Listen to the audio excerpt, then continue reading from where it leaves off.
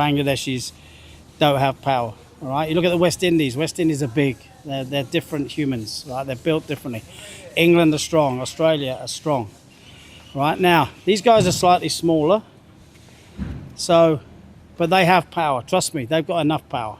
But the key thing is they have to know how to use the power. They have to know how to access the power.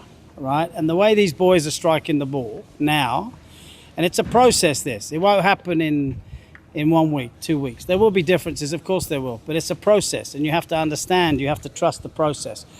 But with the smaller guys, they rely heavily on rhythm, timing of the movements. If the rhythm and timing of the movements are right and the sequencing of the movements are right, then exit velocity will go up. So that's the key thing. It's giving them the skills and the understanding of how to develop power through their body and out through their hand. My job is to give them the tools and to give them the mindset to make them think they can, and they can, trust me. And it's that belief that they can do it. If you have that belief, then that's a big thing. That's a massive part of the game. Mindset is huge. We've got a couple of power players here, 2 or 3 power players here, which is great. So I'm looking at making them more consistency, having more consistency in their ball striking.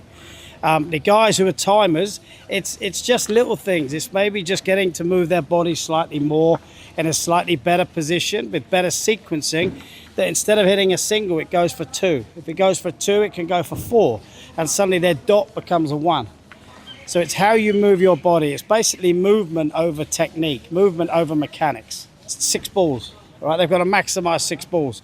So the key thing, if they're with a batter, so if they're batting with a batter, the idea is, yes, they're looking to hit boundaries, but also get off strike, just no dots, hit the ball and get a single and get the batter back on strike. But also, they have to be able to strike the ball. Everybody has to bat in the game, so they might as well get good at ball striking as well, and that's what we're looking at as well. That was messing about really, but yeah, again, there's as a coach, you have to think outside of the box. So I've used the sledgehammer before.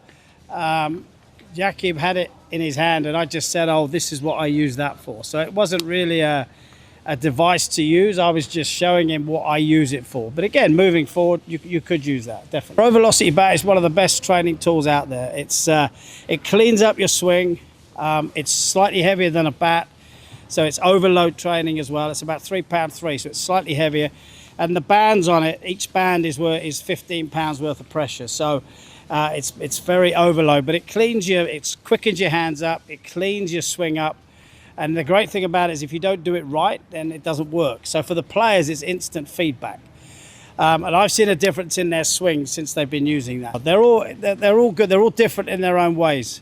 I'm not going to pick out names really. I'm just going to say, if I was going to pick one, Yaqub, I think he's dangerous. Yeah, obviously you have to be smart as well. There's certain surfaces that come onto the bat. If it comes onto the bat, you have to move less, all right? But this is where your guys have got an advantage because they're very skillful. They have good skills, all right? So they've got the skills on slower pitches, which the guys from England, the guys from West Indies might struggle, you see. So they have that. So it's having the power, but it's being smart in how you use the power.